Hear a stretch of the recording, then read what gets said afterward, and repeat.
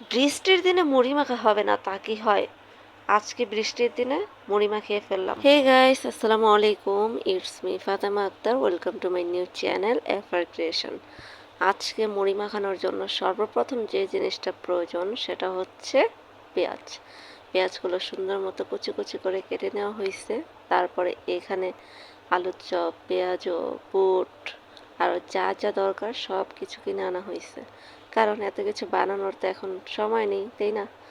আর এদিকে মুড়ি, আমার ভাতিজা মুড়ি, তারপর হচ্ছে বেগুনি, আলুর চপ যা যা আছে সব কিছু ও একাই নিবে, ও একাই খাবে। ও তো আমার সাথে রীতিমতো যুদ্ধ করতেছিল। তার উপর কারেন্ট ছিল না, তো সব মিলেই দেখা গেছে ঘর বাড়ি অন্ধকার, অবস্থা খুবই খারাপ। যাই হোক, সব কিছু বাদ, এখন দেখাচ্ছে সরিষার তেল, যেটা ছাড়া মুড়ি মাখা ইনকমপ্লিট। মুড়ি মাখাতে হলে এটা জাস্ট লাগবেই। তারপরে এখানে পেঁয়াজ, মরিচ, চানাচুর সব কিছু একত্রিত করে মাখানো হচ্ছে, যাতে করে সবগুলোর সাথে এই পেঁয়াজ আর কাঁচামরিচের ফ্লেভারটা চলে যায়। তারপরে এখানে আলুর চপ, বেগুনি যা যা দরকার সব কিছু ঢেলে নেওয়া হয়েছে। এখন এগুলো মাখানোর পালা। আর দেখুন এটার কালারটা জাস্ট ও! আপনারা আশেপাশে দেখবেন একটু অন্ধকার, আসলে কারেন্ট ছিল না যার জন্য এরকম।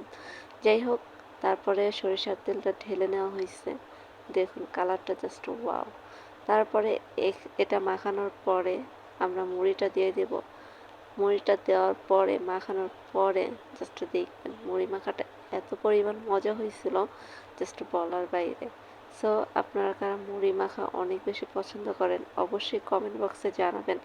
আর আমার ভয়েসটা খুবই খারাপ, আমার লাস্ট অনেকদিন ধরে ভিডিও আপলোড করা হচ্ছে না, যার একটা কারণ সেটা হচ্ছে আমার ভয়েসের অবস্থা খুবই খারাপ, গলা ভেঙে গেছে। যাই হোক, এটা সবাই অ্যাভয়েড করবেন। আর এখানে কিন্তু মুড়ি মাখা অলরেডি শেষ, সো আমরা এখন খাবো। আজকের জন্য ভিডিওটা এখানেই শেষ করছি।